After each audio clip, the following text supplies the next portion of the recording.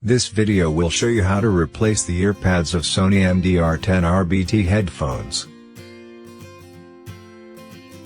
First, take off your old earpad.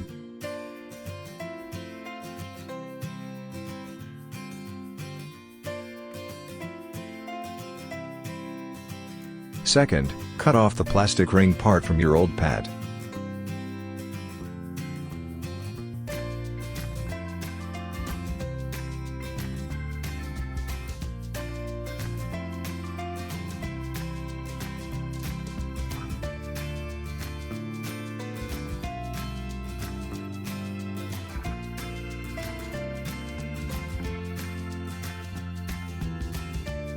Third, notice the 5 points of the tabs.